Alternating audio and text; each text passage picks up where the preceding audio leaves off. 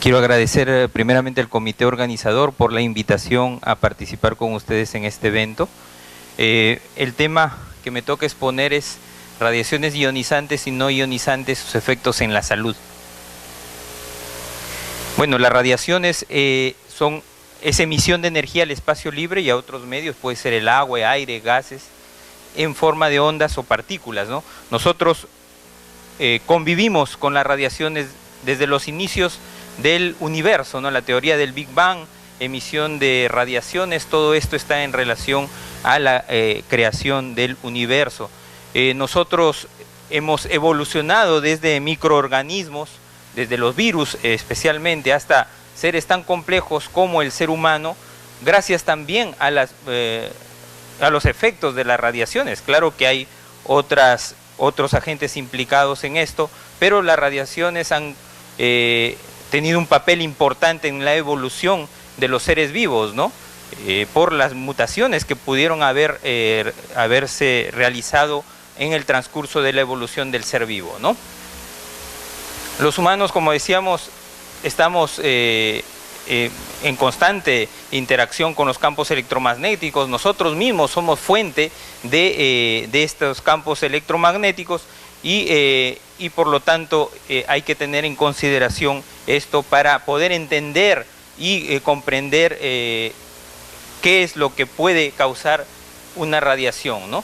Las radiaciones pueden ser ionizantes, no ionizantes, como lo dijo el doctor Elmer Huertas, ¿no? Las radiaciones ionizantes son las radiaciones que tienen energía suficiente para liberar electrones de los átomos y producir ionización y romper enlaces químicos. ¿Qué quiere decir esto? Que cuando la energía de una radiación es mayor a la energía de enlace de los electrones que están orbitando alrededor del núcleo, estos pueden hacer que este electrón se expulse de la órbita del átomo. Por lo tanto, este átomo pierde sus propiedades químicas convirtiéndose en un ion, ¿no? A esto se llama ionización, y al perder sus propiedades químicas, obviamente hay cambios ya en las estructuras que posteriormente son moléculas o estructuras, moléculas o tejidos, ¿no? Y por consecuencia pueden haber cambios. Las radiaciones no ionizantes son las que no tienen la energía suficiente para producir ionización. Es así de simple entender estos dos conceptos, ¿no? Ahora, bueno, hablando de radiación ionizante, pues se utiliza mucho en la medicina. Yo soy radiooncólogo, utilizamos las radiaciones para el tratamiento del cáncer y también se utilizan en el campo del diagnóstico, ¿no? La tomografía, los rayos X, todos son a base de estudios, evaluaciones por rayos X, ¿no? Entonces, la radiación, ¿cómo se comporta? La radiación se puede comportar de forma de onda o electromagnética o de forma corpuscular, ¿no? Y estas viajan a la velocidad de la luz, ¿no? Son ondas que están en energía que está a ese nivel, ¿no? Es importante también, aparte de conocer la diferencia entre ionización y no ionización, para entender estos mecanismos, el espectro electromagnético, ¿no? Conociendo el espectro electromagnético nos podemos dar una idea de la interacción de estas ondas con cualquier ser vivo, por decir, ¿no? Por ejemplo, en el lado, digamos, izquierdo de este espectro podemos tener los rayos X blandos o los rayos X de alta energía y los rayos gamma, ¿no? Todos estos rayos se utilizan en la medicina, como les decía. En el campo del radiodiagnóstico son estos tipos de rayos, ¿no? Que nos permiten, pues, ver qué puede estar pasando dentro de nuestro organismo, que no es visible. Esto, ¿qué es lo que ha pasado desde el desarrollo de la introducción de los rayos X en el diagnóstico? Pues se ha mejorado la vida media del ser humano en la Tierra, ¿no? También ha influenciado eso. Primero ha sido la utilización, la introducción de los antibióticos, ¿no? Los antibióticos han mejorado el promedio de vida también en su época en la sociedad, ¿no? En el ser vivo, en el ser humano, y uno de los que han aportado en esto, en mejorar la sobrevida del ser humano, es precisamente el desarrollo de la imagenología, porque nos permiten diagnosticar enfermedades muy tempranas y tratarlas a tiempo, ¿no? En el campo de la oncología, precisamente, utilizamos la radiación para tratar el cáncer, ¿no? Es de gran utilidad. Hay cáncer solamente que se pueden tratar solo con radioterapia. Nosotros en el Instituto Nacional de Enfermedades Neoplásicas tratamos cáncer de cuello uterino, que es la patología que más tratamos nosotros con radiaciones, y en estadio localmente avanzado, como estadios clínicos 2B, que no son operables, alcanzamos una tasa de curación de 80% de los pacientes. Es una alta tasa que no la da ninguna herramienta por sí sola, salvo la cirugía cuando está en estadios 1 o 2, ¿no? Pero la radioterapia es una arma de tratamiento muy barata y muy eficaz, ¿no? Claro que hay que considerar los efectos secundarios que puede traer la radioterapia, pero esto es manejable. Actualmente con las nuevas tecnologías pues se alcanzan grandes tasas de curación y de control tumoral, ¿no? Entonces, esto es beneficioso para nosotros y vemos que alcanzamos mayores tasas de sobrevida y curamos el cáncer, y al curar el cáncer mejoramos la vida media de nuestros pacientes, ¿no? Después tenemos en el centro los rayos, la radiación óptica, ¿no? La radiación óptica de tipo A llamada, que están los infrarrojos, ultravioletas y la luz solar, ¿no? Y en el lado derecho de este espectro están ya la radiación no ionizante, empezando por los microondas, las antenas, los teléfonos celulares, de TV y de radio, y otras de menor frecuencia, ¿no? Aquí, por ejemplo, podemos ver las características de estas ondas electromagnéticas. Podemos ver la característica de la energía, ¿no es cierto? Cuando hablamos de radiación ionizante, hablamos de millones de electronvoltios. Por eso es que al tener tanta energía, la radiación ionizante puede interactuar con cualquier estructura celular. Y sobre todo, el mecanismo de acción para el tratamiento del cáncer es su interacción con el ácido desoxirribonucleico, que es el ADN, ¿no? Al interactuar con el ADN, pues podemos tratar tumores neoplásicos por la alta energía que tiene. Estamos hablando de millones de electronvoltios. Su frecuencia también es importante, ¿no? Y como vemos aquí, la longitud de onda. Ustedes como ven, la longitud de onda puede alcanzar comparando la longitud de onda, ¿no?, del tamaño de un estadio, ¿no? Las ondas a nivel de antenas de teléfonos celulares puede ser comparado al tamaño de una pelota de béisbol, ¿no? Mientras más se acerca a la luz solar, puede tener incluso el tamaño de una bacteria. Y cuando ya hablamos de radiaciones ionizantes, pues es a nivel subatómico, ¿no? La frecuencia de onda, la longitud de onda, ¿no? Como vemos, la longitud de onda es 10 a la menos 12 en este nivel, a nivel de radiaciones ionizantes, ¿no? Y su energía es de millones de electronvoltios, ¿no? A medida que nos alejamos, lógicamente, la longitud de onda es mucho más grande, inmensa, y por lo tanto, esta característica también es importante para la interacción con las células del organismo. O sea, mientras más pequeña es la longitud de onda, obviamente la posibilidad de interacción va a ser mucho mayor, ¿no? Y el daño también va a ser mayor. Por ejemplo, si hablamos de energía, hemos dicho que la radiación ionizante está a nivel de millones de electronvoltios, pero si hablamos de la energía a este nivel de los teléfonos celulares y las antenas, estamos hablando de 10 a la menos 6. O sea, hay una diferencia de 12 ceros en exponencial, ¿no? 10 a la 12 de diferencia. Es una diferencia de millones, de miles de millones, ¿no?, en cuestión de energía. Desde ahí ya no podemos tener una idea de cómo puede ser la interacción con los tejidos, con las células de nuestro organismo, ¿no? Radiaciones no ionizantes, por ejemplo, están las ondas de radio, ondas de TV, ondas de comunicación móvil, ¿no?, comunicación satelital, radares. Obviamente todo esto está sin tener todo este tipo, variedad de utilización de la radiación no ionizante en nuestra sociedad, pues es inconcebible un desarrollo como el que tenemos actualmente, y lo tienen la mayoría de países desarrollados en mucho mayor nivel, ¿no? Por ejemplo, en el área doméstica, ¿no?, tenemos aspiradoras, hornos, microondas, focos, secadoras de cabello, planchas, motores, todo esto funciona con radiaciones no ionizantes. Por ejemplo, en la sociedad, ¿no? Los policías, los bomberos, las ambulancias utilizan todos estos servicios de radio para poder responder rápidamente a cualquier emergencia, ¿no? El tráfico aéreo se controla a través de radares. La telefonía, los teléfonos fijos inalámbricos, controles remotos de las cocheras, de las puertas de las cocheras de nuestras casas también funcionan con radiaciones no ionizantes. En el área doméstica convivimos diariamente con este tipo de radiaciones. Diagnóstico en la radioterapia, ¿no? Que salva muchas vidas en la sociedad, ¿no? Bueno, ¿qué es la radiofrecuencia en realidad? Es el medio electromagnético de menor frecuencia, utilizando como canales de entrega comunicaciones asignando y controlando, están asignadas y controladas por el Estado, en este caso el Ministerio de Transportes y Comunicaciones. Esto compete al área de la radio, la televisión, la telefonía móvil y el Internet. Todo esto está controlado obviamente por el Ministerio de Transportes y Comunicaciones, ¿no? Y rige obviamente las normas que se necesitan para que todo esto funcione correctamente.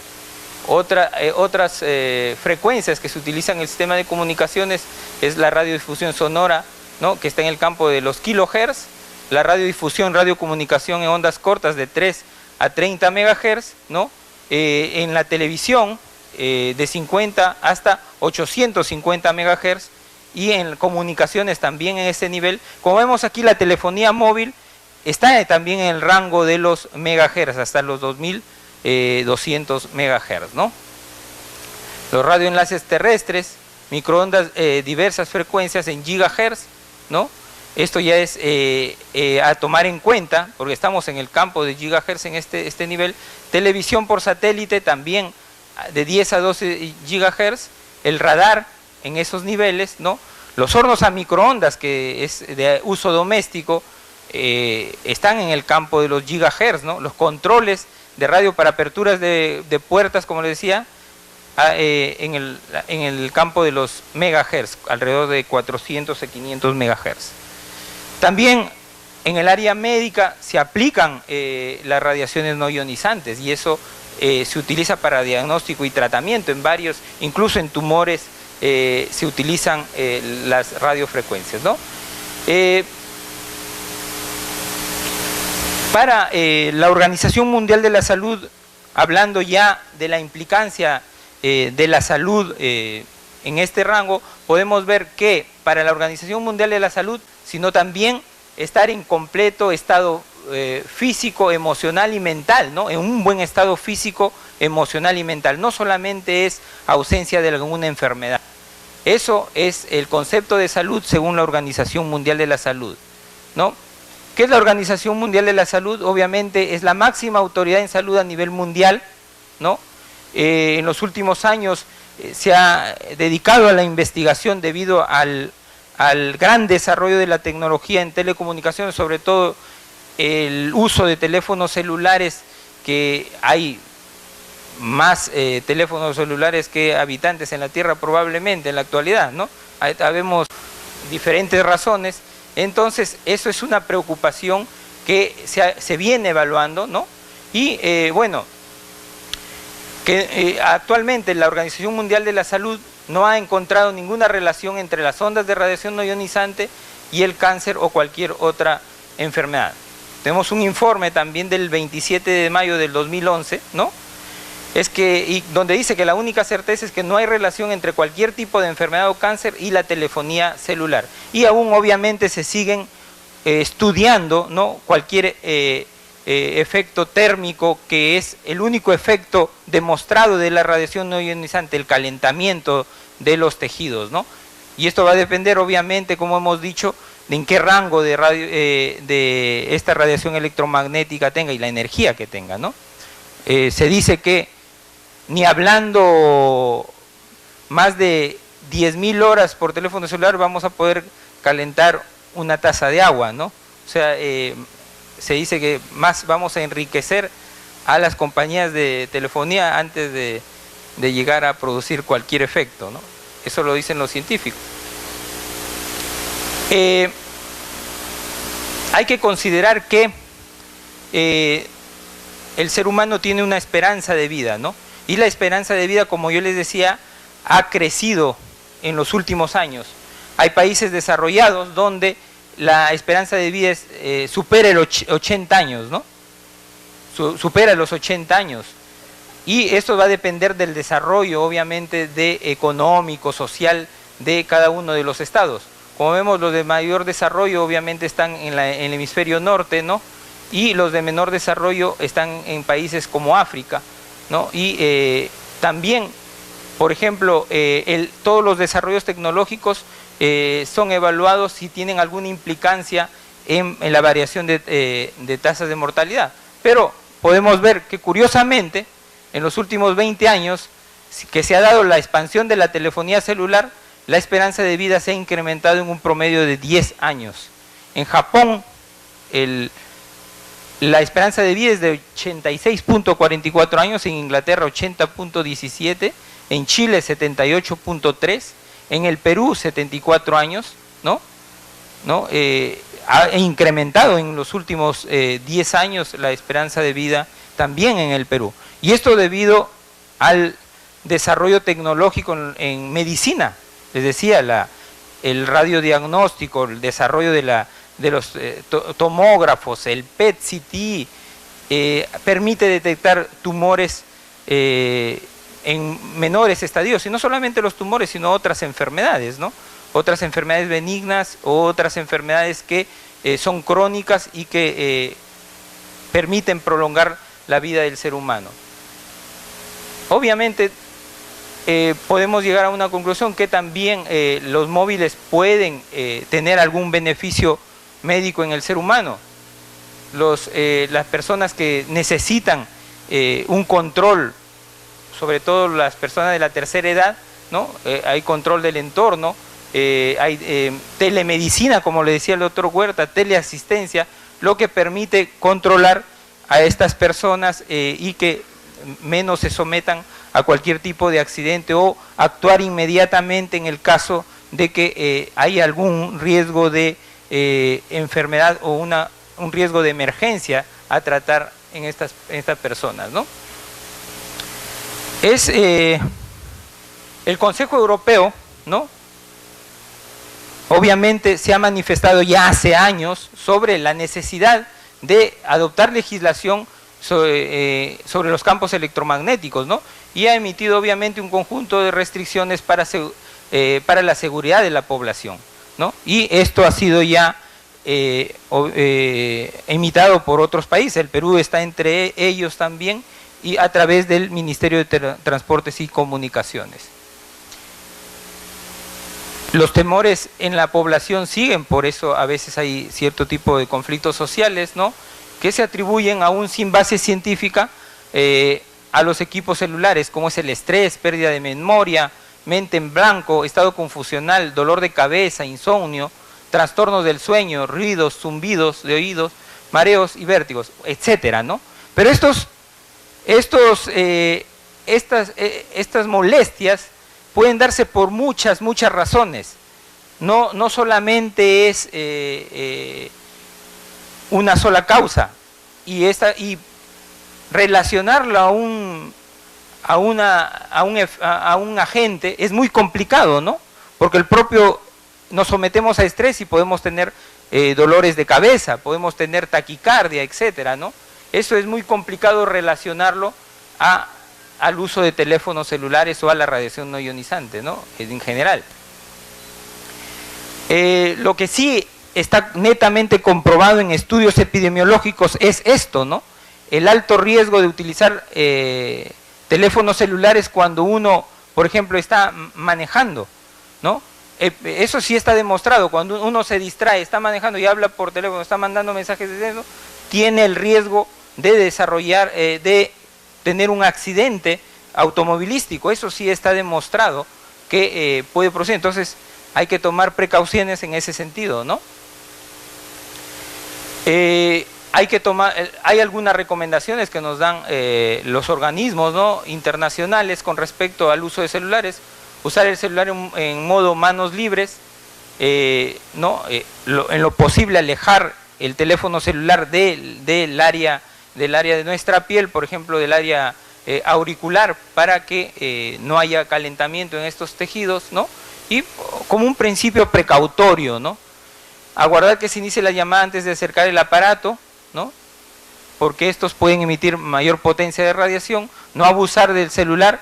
Recomiendan no utilizar los niños, evitar que los niños utilicen los teléfonos celulares, porque los niños en todo tipo de, incluso en las radiaciones ionizantes, son mucho más susceptibles a daños. Entonces, como un principio precautorio también, evitar que los niños utilicen, abusen de los teléfonos celulares, ¿no?, etcétera. Como vemos, todo está relacionado al principio precautorio.